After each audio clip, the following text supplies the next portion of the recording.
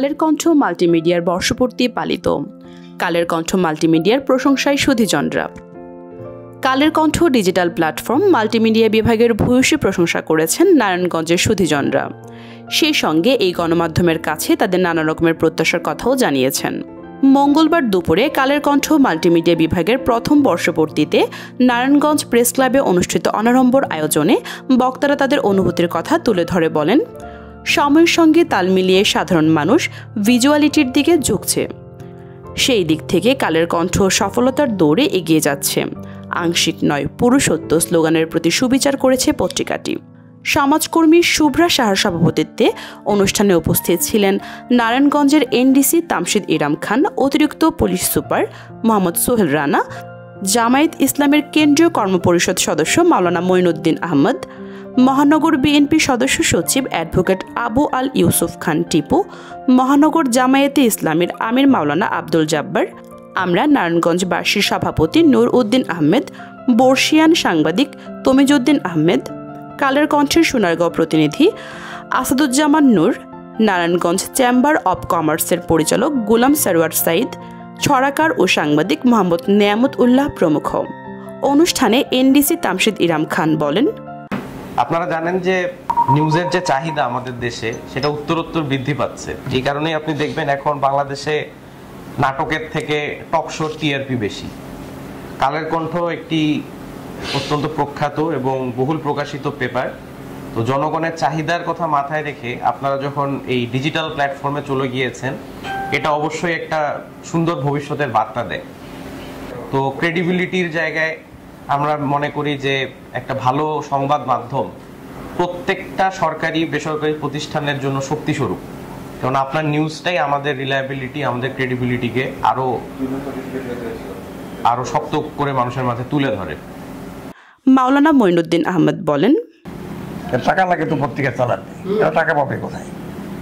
কেউ না কেউ এখানে এই খরচের দায়িত্ব নেই। আর তারা শিল্পপতি না হলে, ব্যবসায়ী না হলে এটা তো পারবে না।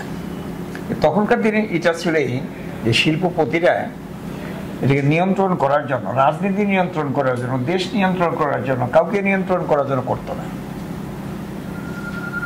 দেশের সঠিক চিত্রকে, জাতির সঠিক অবস্থাকে, গণতন্ত্রকে মানে সুন্দরভাবে তা পরিচালনার জন্য তারা কাজ করত।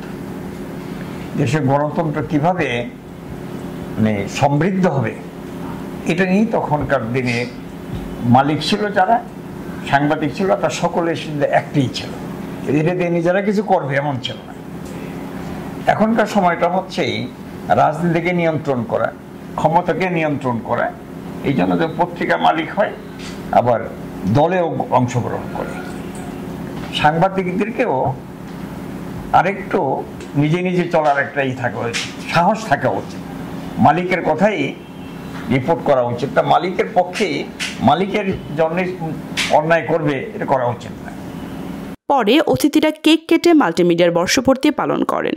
কালের কণ্ঠ প্রথম প্রতিষ্ঠা বার্ষিকী মাল্টিমিডিয়ার পক্ষ থেকে আমার হাজবেন্ড দেশের বাইরে থাকায় আমি তার পক্ষ থেকে আপনাদেরকে আন্তরিক শুভেচ্ছা, অভিনন্দন এবং কৃতজ্ঞতা জ্ঞাপন করছি।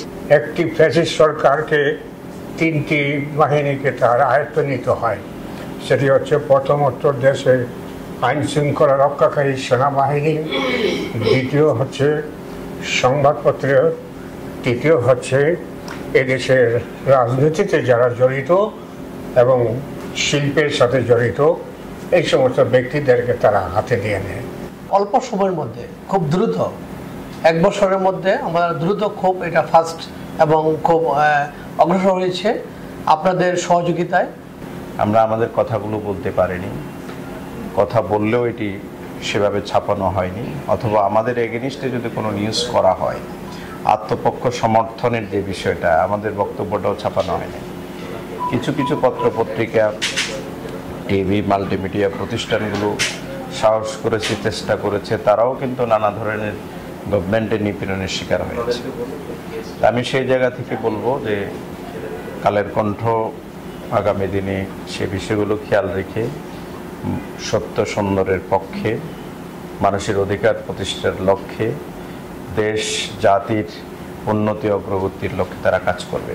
তো আমাদের কালের কণ্ঠ মাল্টিমিডিয়ার নারায়ণগঞ্জ জেলায় যিনি দায়িত্ব পেয়েছেন তিনি সুভাষ সাহা। সুভাষ সাহা এবং আমি আমার এক মহল্লারই ছেলে। সুভাষ সাহা আমার বয়স ছোট হলেও কর্মের দিক দিয়ে অনেক এগিয়ে গেছে, সাংবাদিক জগতে একটা বলিষ্ঠ কণ্ঠস্বর। বাবু সুভাষ সাহাকে বেছে নিয়ে তারা একটা ভালো কাজ করেছেন, উত্তম কাজ করেছেন। আমি জন্য কালের কণ্ঠ যে পত্রিকা এবং কালের কণ্ঠ মাল্টিমিডিয়া যে প্রতিষ্ঠান তাদের কর্তৃপক্ষকে আমি শুভেচ্ছা জানাচ্ছি, অভিনন্দন জানাচ্ছি।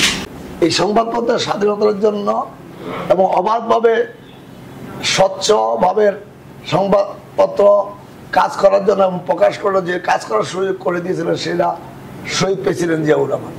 তো আজকে এখানে সত্য তথ্যের সবার আগে যে কথাটা বলেছেন এই কথাটা কিন্তু অবশ্যই সত্য, যে সত্য তথ্যের সবার আগে সত্য তথ্যটা নিয়ে আপনাকে সংবাদ প্রকাশ করতে হবে। 1 বছর পূর্তি উপলক্ষে জেলা পুলিশ নারায়ণগঞ্জের পক্ষ থেকে কালের কণ্ঠ মাল্টিমিডিয়ার জন্য রইল অবারিত শুভেচ্ছা এবং অভিনন্দন। কালের কণ্ঠের মূল স্লোগান হচ্ছে আংশিক নয়, পুরো সত্য। আমাদের চাওয়া থাকবে যে বস্তুনিষ্ঠ, সত্য এবং নির্ভুল তথ্য নির্ভর সংবাদ আপনারা প্রকাশ করবেন।